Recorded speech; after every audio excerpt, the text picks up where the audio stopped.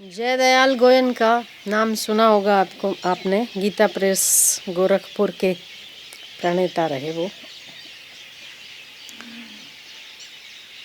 Jaydayal Goyan का बहुत उदार व्यक्तित्व थे और अतिथि सत्कार में बहुत मानते थे। जो आए उसको आतिथ्य करना, भगवान समझकर उसको भोजन कराना, ज़रूरत हो उसे वो पहुंचाना, ये उनकी एक अलग ही एक विशेषता थी कि जो व्यक्ति निकम्मा होता था ना, उसी को वो काम पर रखते थे, जिससे सभी लोग थक जाएं और ऊब जाएं और बोले कि बाबा ये हमसे नहीं संभलता है, तो जयदयाल गोयनका बोलते थे कि हमें दे जाओ, जैसे हम रखेंगे काम पे। और ऐसे कई लोग मैंने देखे, मतलब मैंने जो उनकी जीवन चरित्र पढ़ा उसमें मैंने ऐसे कई लोग देखे कि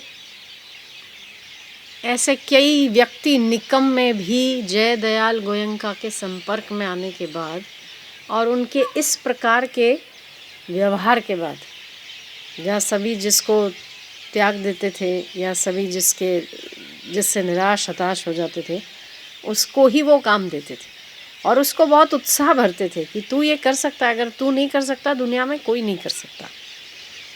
और ऐसे ऐसे लोग होनहार बने और आगे चल के गीता प्रेस गोरखपुर के लेखक बन गए। ऐसे ऐसे लोग, ये संतों की विशेषता होती है कि निकम्मे को, जो दुनिया में निकम्मा होता है, उसी को काम का बना देते हैं और काम वाले को निकम्मा तो नहीं बनाते, पर संसार के लिए निकम्मा तो परमार्थ के लिए काम का बना देते हैं। तो जयदयाल गोयनका आतिथ्य सत्कार में बहुत मानते थे। एक बार कोई संत आए उनके पास और उन्होंने कहा कि आज मुझे आपका आतिथ्य स्वीकार करना है। जयदयाल गोयनका बड़े प्रसन्न हुए और कहा कि मेरा सौभाग्य है कि संत अगर मेरे द्वार पर आते हैं और मुझे सेवा करने का कुछ मौका मिलता है। उन्होंने भोजन कराया, उन्होंने आगता स्वागता किया। जब भोजन करके उठे तो संत ने बोला कि गोयनका जी, आपने बहुत अच्छा भोजन कराया मुझे, मेरा बहुत अच्छा आतिथ्य हुआ है आपके घर पे, उसके बदले में मैं आपको कुछ देना चाहता हूँ। तो गोयनका ने बोला कि संत के पास कुछ नज़र नहीं आ रहा था, कुछ भी नहीं था, एक थाली कटोरी भी अपनी नहीं थी, वो भोजन भी गोयनका के घर पे किया। शरीर पर एक धोती लपेटी हुई थी, क्या दे देंगे वो? पर गोयनका ने उनकी आंखों से देखा और समझ गए कि ये संत हैं तो अपना संतत्व ही देंगे, इससे अधिक और क्या दे सकते। और वो दिया तो दुनिया की तमाम धन संपत्ति उसके आगे फीकी है जो संत दे डालता है। उन्होंने कहा मैं तुम्हें उपदेश दूंगा। गोयनका जी ने हाथ जोड़े, सुनाइए महाराज।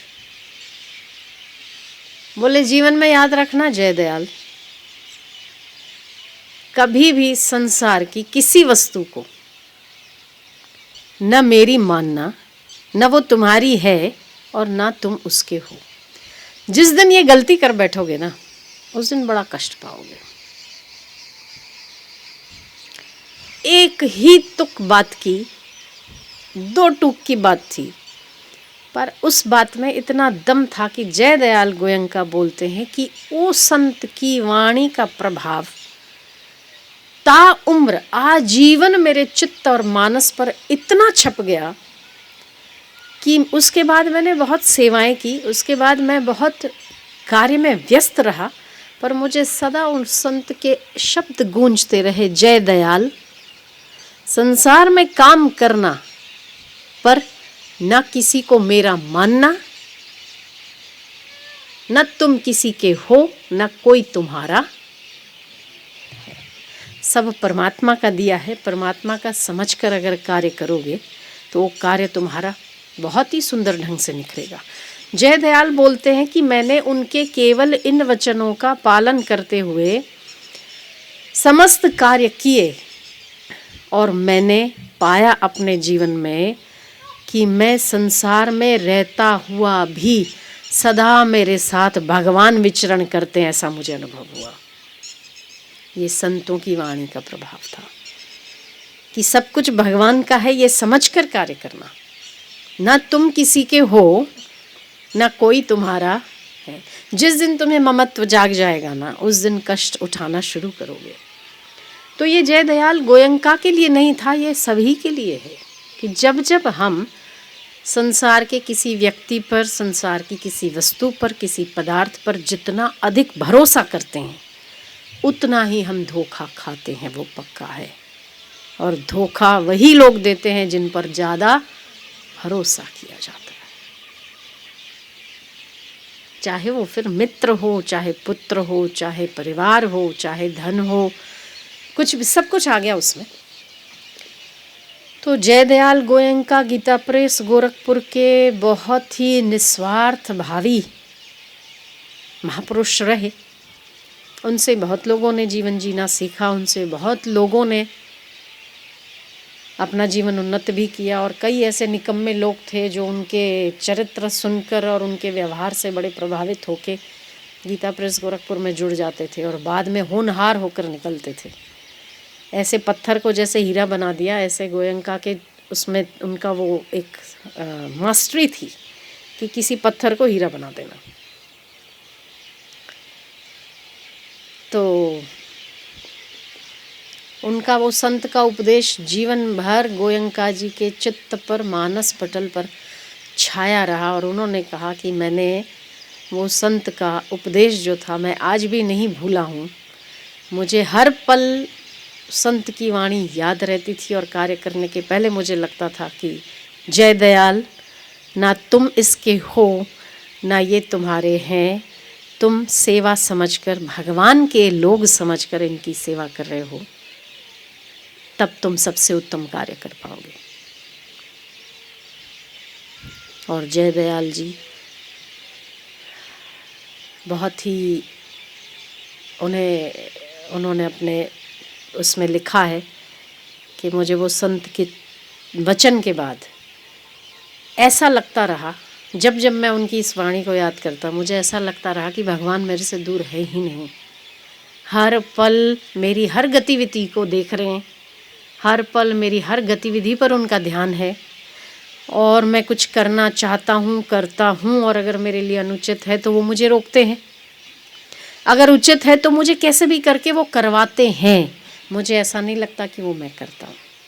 ऐसी स्थिति अगर किसी व्यक्ति की जीते जी आ जाए तो मुक्ति से अधिक और क्या हो सकती है। जीते जी मुक्ति का अनुभव ही तो है। तो आप भी, मुझे उनकी ये बात बहुत ही जची।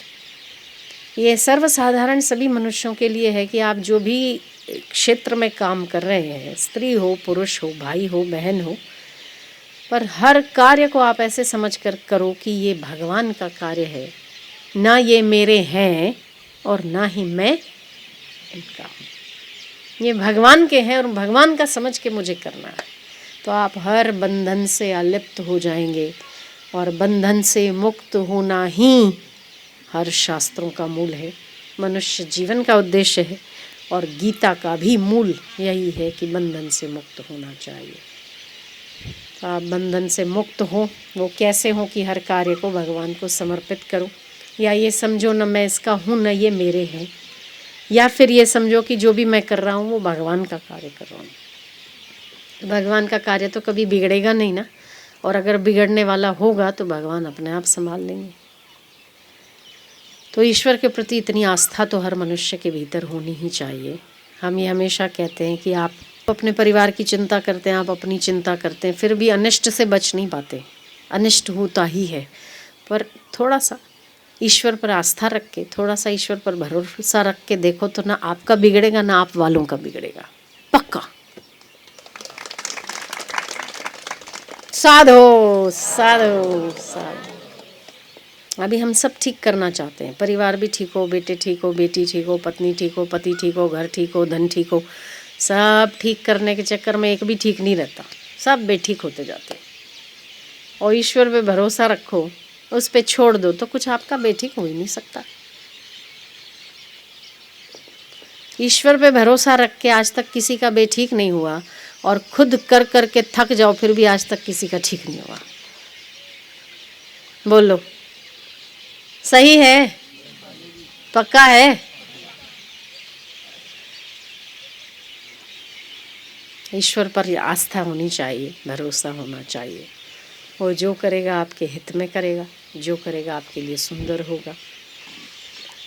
और आप जिस पर अति भरोसा करते हैं वो ना आपके थे ना आप उसके हो। जिस पर ज़्यादा भरोसा किया जाता है धोखा वहीं से मिलता है।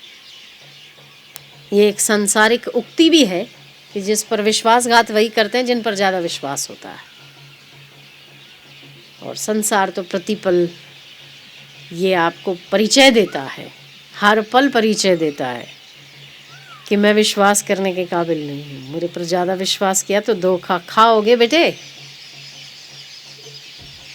तो जितना विश्वास संसार के लोगों पर है या जितना विश्वास आपकी संगति पर है आपको कि वो आपकी उन्नति कर देंगे या आपको कहीं और पहुंचा देंगे या आपको कहीं ऐश्वर्य दिला देंगे या आपको कोई सत्ता दिला देंगे, जिन पर भी आपको ऐसा भरोसा है, उससे आधा नहीं, उससे आधा भी अगर परमात्मा पर हो तो आप जीवन में कभी धोखा नहीं खा सकते।